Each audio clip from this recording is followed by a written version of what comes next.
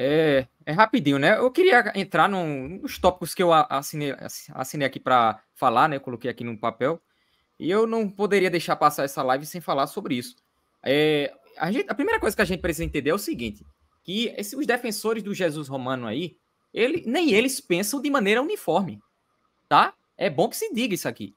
Porque, por exemplo, o Joseph Etwell disse, por exemplo, que o cristianismo foi uma invenção romana para fins políticos, né? Ou seja, apaziguar os judeus ali da Palestina, que estavam revoltados ali no contexto da Guerra dos Judeus, certo?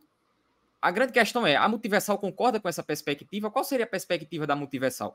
Jesus foi criado para qual finalidade? Convencer judeus, né, apaziguar judeus, ou ou Jesus foi criado para os próprios romanos? Ser criado para os próprios romanos, para mim, parece ser uma ideia absurda.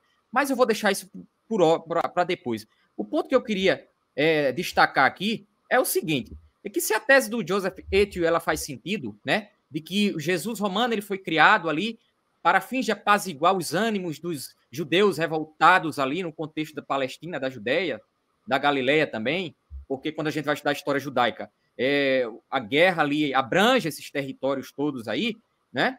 Por que então, se a finalidade era convencer esses judeus aí, esses palestinos, esses galileus, por que não escrever os evangelhos na língua deles? Esse é o ponto. Porque, veja, eu estou com o livro aqui, tá? A História do Povo Judeu, tá? Eu creio que alguns aí conhecem, do Emil Schurrer, eu acho que assim, excelente esse livro, cara, excelente. Eu não sei a pronúncia exata do nome dele, mas na página 113, ele vai dizer o seguinte sobre os judeus que estavam ali naquele contexto do século I. Apesar de tudo isso, ele aqui está falando do contexto da helenização. Ele não nega que a helenização, né, entrou também ali na Palestina, né, e existem vestígios arqueológicos disso e tudo mais. Quem quiser ler com profundidade, compra o livro é esse aqui, tá? Mas eu vou adiantar porque os companheiros querem falar também. Então ele vai dizer o seguinte: apesar de tudo isso, o que? Da helenização, não devemos pensar que a língua grega era de uso corrente entre o povo comum da Palestina. O número de termos gregos isolados que entraram no hebraico e no aramaico era grande. Ou seja, ele vai dizer que existiam lá nomes gregos lá na região tal, né? Deixa eu ver aqui. Mas isso não prova que o povo conhecesse o grego, ou seja, falava grego.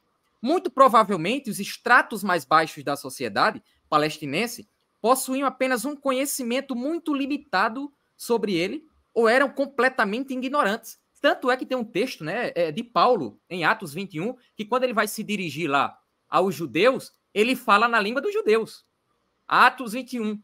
Tá entendendo? Por quê? Se ele fosse falar em grego, provavelmente ninguém entendia ali, ou pouca gente iria entender. Outra coisa, ele vai continuar. Da mesma forma, isso aqui é fundamental, minha gente, veja. Da mesma forma, quando Tito, o imperador Tito, que a teoria flaviana gosta muito, né, durante o cerco de Jerusalém, repetidamente convocava os sitiados à rendição, ele sempre o fazia em aramaico. O mesmo aconteceria se José estivesse encarregado de proferir o discurso correspondente, como se o próprio Tito se dirigisse a eles por meio de um intérprete. Tem uma passagem em Guerra dos Judeus, tá certo? Que é o que esse autor está citando aqui. É no livro 6 de Guerra dos Judeus, deixa eu ver o capítulo 34, né? Onde Tito está ali se dirigindo aos judeus, tá certo? Com um intérprete de lado, certo? Com alguém que está ali interpretando. Provavelmente Tito estava falando ali em grego ou no própria língua, no latim, né? Uma dessas línguas.